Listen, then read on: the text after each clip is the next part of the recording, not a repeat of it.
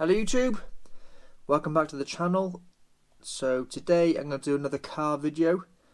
Yeah, it's not fitness related, but the most popular video I've got on YouTube is actually changing the car headlight for Ford Kuga.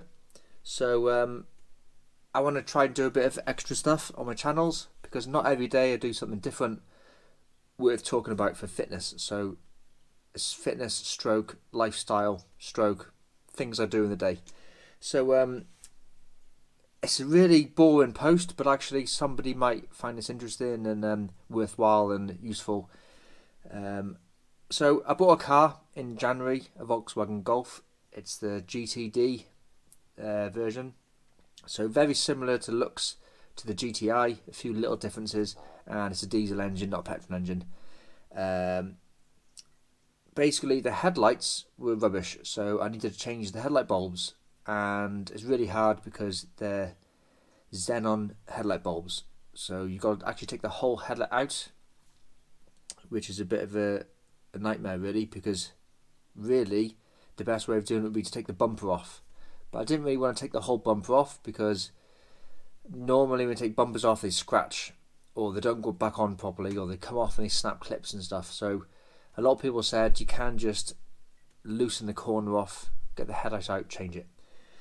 I did it, all fine, nothing went wrong. It took a few hours, I did it 2 different days because it rained, so I did the other one on a different day. I didn't make a video of the headlight, even though it was a good video on my Kuga, because the first time I'd done this headlight bulb on a Golf, I didn't know what I was doing. So it would have been a lot of stopping and starting with the camera and a lot of swearing. Maybe next time if I do it again, I'll record it because I know now what to do. But I don't think I'll do it again because I think xenon headlight bulbs last about 10 years. So I don't really know when the last time it was changed, or it was the original one from factory. But I seem to be changing headlight bulbs on the Kuga a lot more frequently, like every year or so, because bumpy roads or cold weather, I'm not sure. So while I was changing the headlight bulb, so I pulled out the headlight and I loosened off the bumper, and you got to get to certain screws. I noticed in the left hand side wheel arch there's a little plastic cover where you can get your hand through. Now on some other cars, on the last car I had was a Vauxhall Astra, you can actually get your hand through the wheel arch and change the headlight bulb through the wheel arch.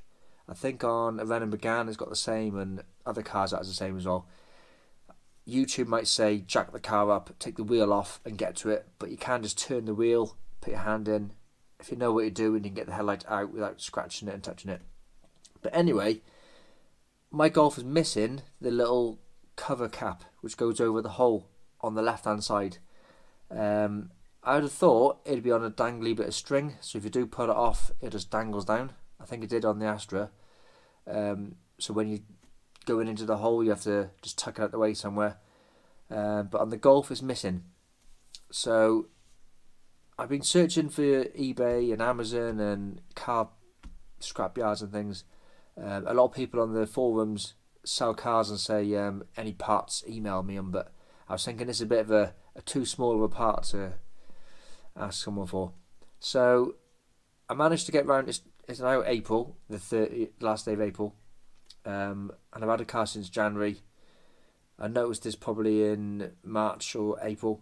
So and it needs to be done because even though the wheel spins that way, forwards, when you're going forwards, and the mud goes backwards, actually in the hole it's full of mud, like that high, deep, full of mud. Obviously over time water gets in there and the dirty water evaporates and leaves the mud behind. It needs sorting because the mud's obviously building up, rust will collect in there, but also this isn't for the headlights, this is just for the fog lights down the bottom. You can't get to the headlights through the wheel arch, it's the fog lights. And the fog lights are LED. You can't change the bulb in the fog light like you can in a bulb in a normal fog light. It's an LED unit, so you have to buy the whole thing. My friend's got a Mercedes E250, I think it is, estate, like a 13 plate, and his LEDs, he had to buy them as a pair as well. So it wasn't just only 250 or whatever pounds for one, he had to buy the pair. So it'd be 500. even though my right hand side's probably okay. I'm worried about under the LED housing thing, the unit, there's a little silver box which holds all the electric bits in. Now, you'd have thought, being low to the ground, close to the elements, it'd be waterproof. Obviously, if you go through puddles, you're going to get splashed up. But it is tucked away in the bumper, so maybe they weren't expecting to go wading through deep water buying a GTD. So I don't know how long it's been like this. I don't know how it might be recently. From the state of the mud, it's been a while. But definitely since I've owned the car, it's gone missing. Because I haven't accessed this and I haven't lost it myself. So it needs to be done. So I went on Amazon and I was actually ordering other stuff, and I don't know how I got it, but I came up with the part number somewhere, and then there was a couple other websites popped up, and I was on my phone, not my laptop, so it's quite hard to see the small photos and things. I wasn't sure if they were genuine Volkswagen parts or copies. So basically there's a couple of other websites which might have been cheaper than Amazon, but I was on Amazon Prime, so it's free delivery. I was ordering things already on Amazon, so it was going to come in the same parcel. The other website was slightly cheaper, but obviously it's got VAT and delivery on top of the price advertised, and then it said you got to order it, so it could be a week or 2 weeks, or does it come from Germany or China? So the part I ordered looked like it was genuine anyway. It said wheel arch liner cover cap trim left or right side for Golf Mark 7. The code is 5G, I think it's a 0805413C. On the one website there was 3 different codes, because they're shown the parts diagram from probably the Volkswagen database.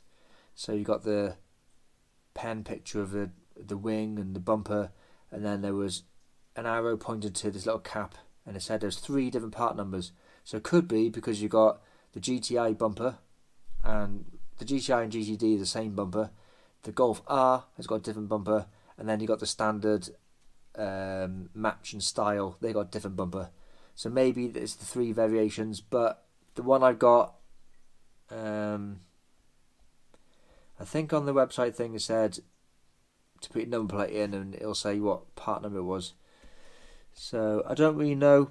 I can't compare it to the one I've lost because, like I said, I didn't have it in the first place. I could have took the other one off on the right hand side, but I was away with work, so I couldn't. And for the price of it, I'm going to risk trying it. So here's the part, just a little plastic cap. It was £7.53. Now, like I said, there was other websites for £3 or something, half price, but then you got to pay for delivery on top of that. I probably could have gone on to a scrapyard or emailed someone who's breaking the car, but then they probably charge me £4 for delivery, and for the sake of £7.50, I just ordered it on Amazon. So what I'm going to do is I'm going to go outside.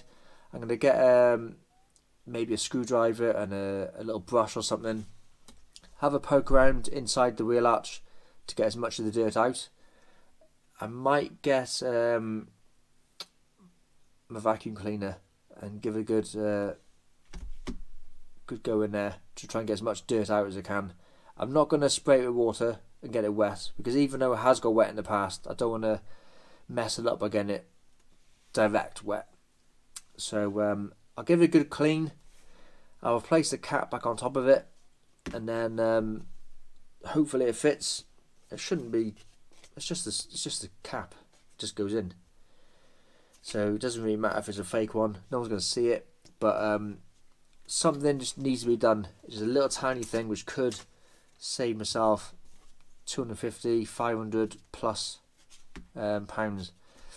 So that's my little job for the day.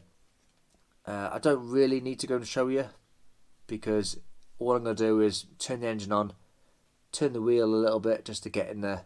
I'm not going to jack the car up and take the wheel off. I'm just going to turn the wheel a little bit, reach in there and get as much mud out as I can, and then put this cap on. It just looks to me like it clips in. nice and easy, nice and simple. £7.50, but it'll save me a couple £100 in the long run without having to blow the fuses and blow the LED ballast. So there you go. That's my little job for the day. And actually, I did another thing yesterday as well. What I bought is a rubber boot liner. So again, another boring little thing, but when I first bought the car, someone's had it and has had a dog, because there's lots of little grey hairs everywhere, and they're everywhere. And you can scrub and scrub and scrub with the Hoover, but eventually the carpet's going to get worn out. So I spend hours cleaning it and hoovering it and getting it spotless inside, but then it doesn't take long for grey fluff and hair and mud to be visible on the black carpet. So what I've done is I've ordered a rubber mat and I put it in the boot, so that should be good. Only thing is with the rubber mat, which no one mentioned but I was sort of aware of, the floor, the carpet floor in the Golf, it's got 2 different levels you can set it at. So you can have it on the high level where it's flat like that, or you can pull it out and you can push it lower down. But when you have it pushed lower down, there's a bit of an angle at the back like that. But this rubber mat needs to be when it's in the flat upper level. So it means I've lost about this much room of boot space. So not really a big issue because you don't use your boot every day. I don't anyway. But if I was going to go shopping or holiday with a suitcase once a year, I might need to take the rubber mat out, lower the floor down and put the suitcases in.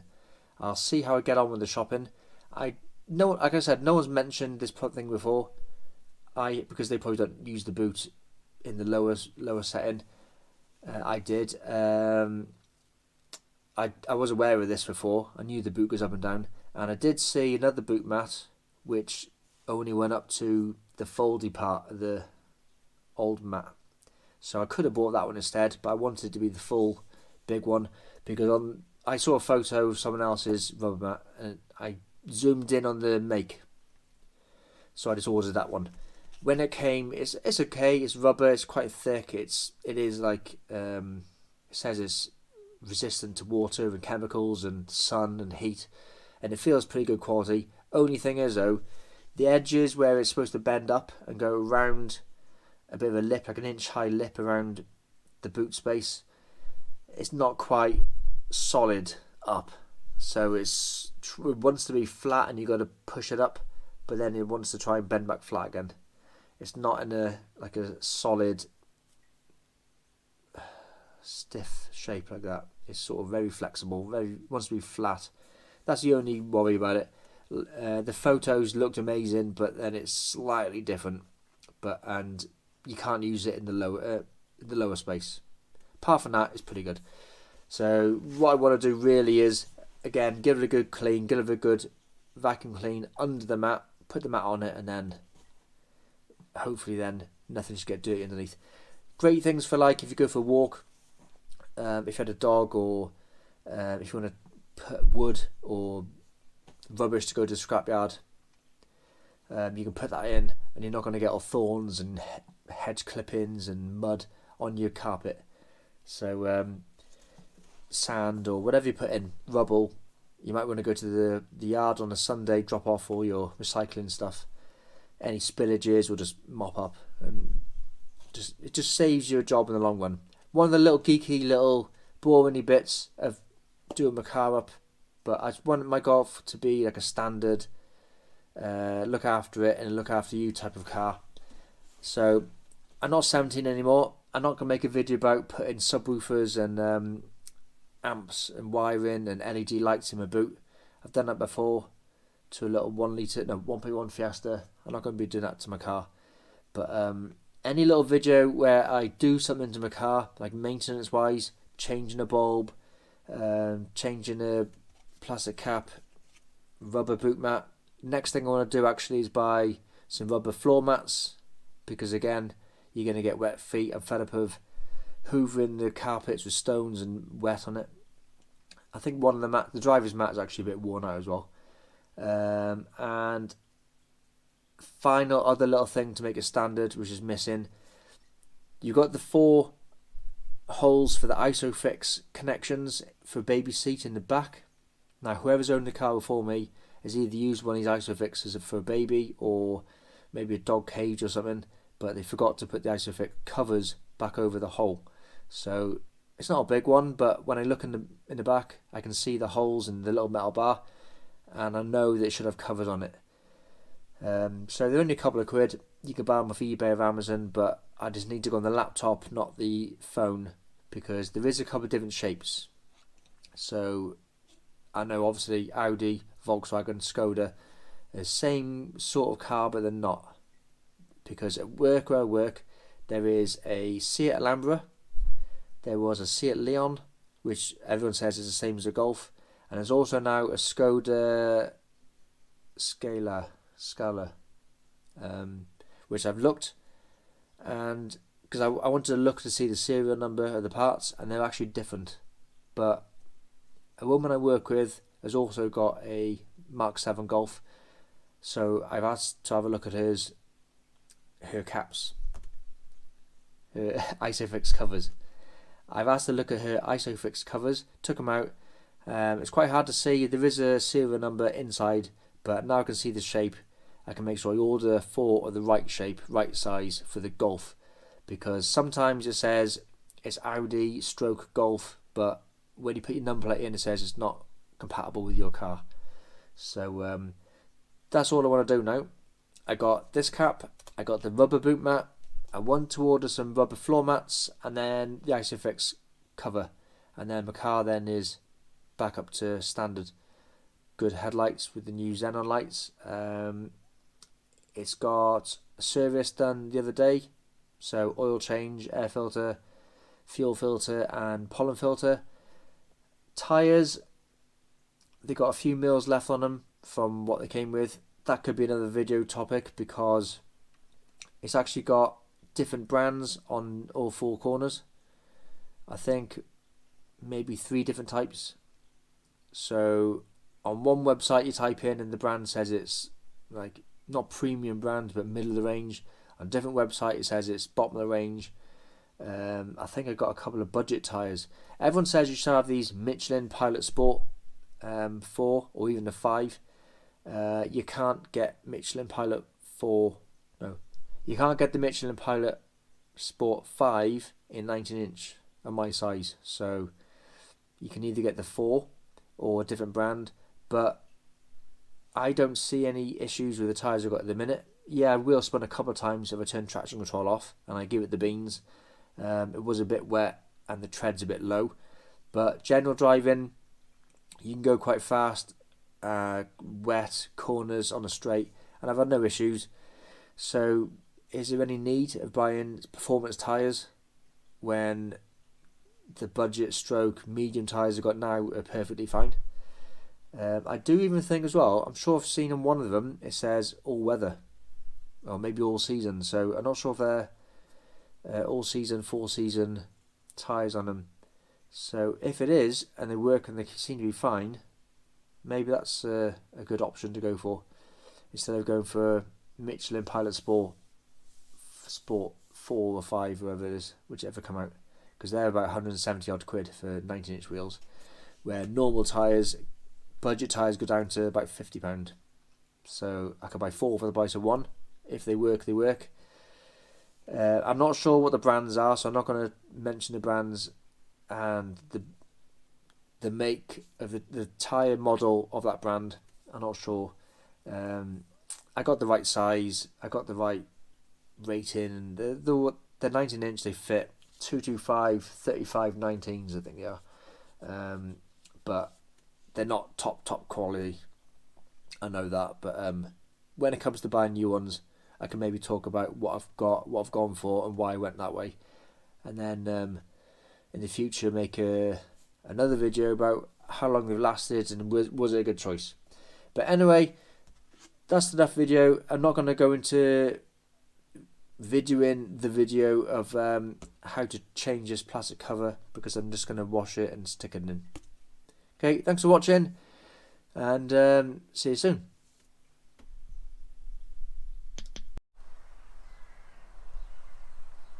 Okay, so we can see here I've got the car. I'm going to turn the wheel a little bit so I can get into there.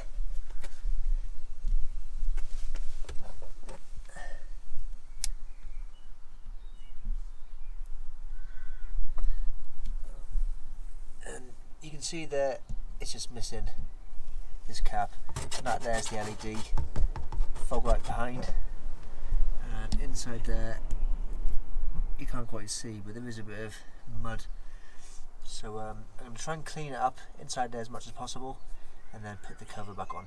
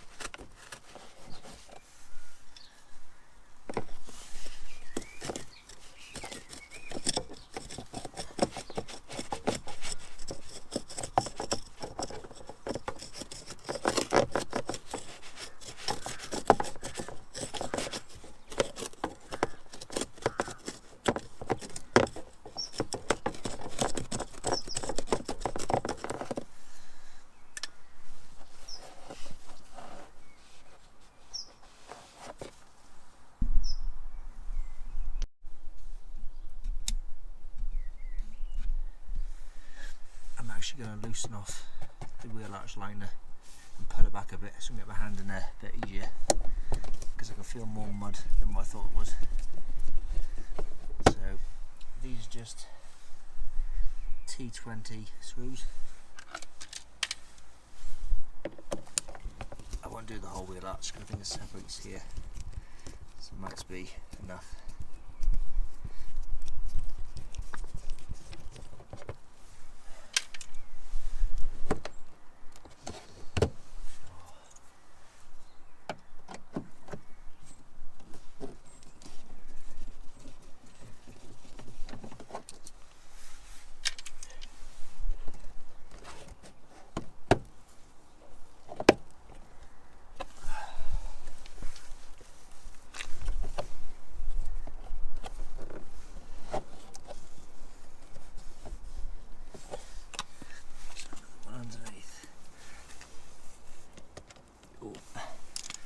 Another tool.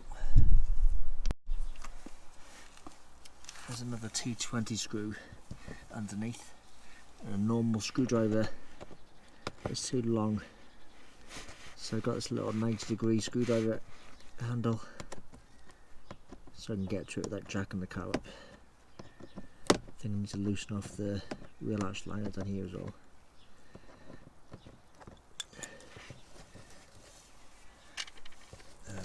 Yeah. And if I pull it out of the way, you can see there how much mud's inside.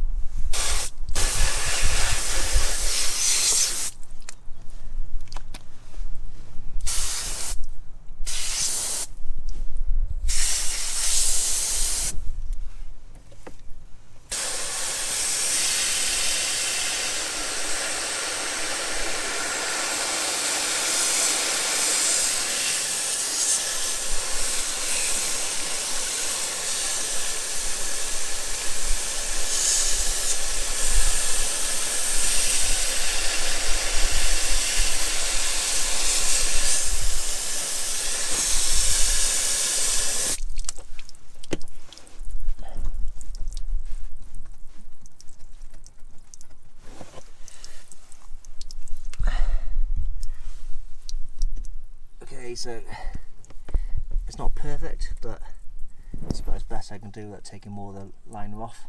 So now I'm going to reverse, put the screws back in, and then see if the cover fits.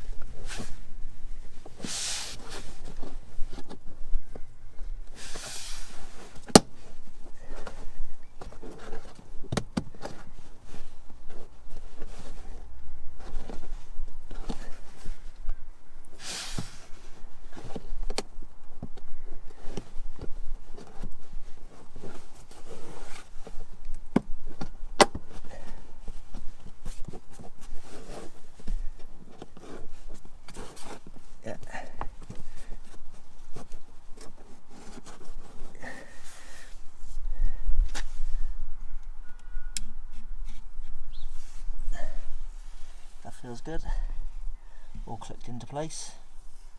So now I'll give it a bit of a clean off, and then that's it. I'll just test if the LED fog lights still work. A bit too late now if they don't, but job done.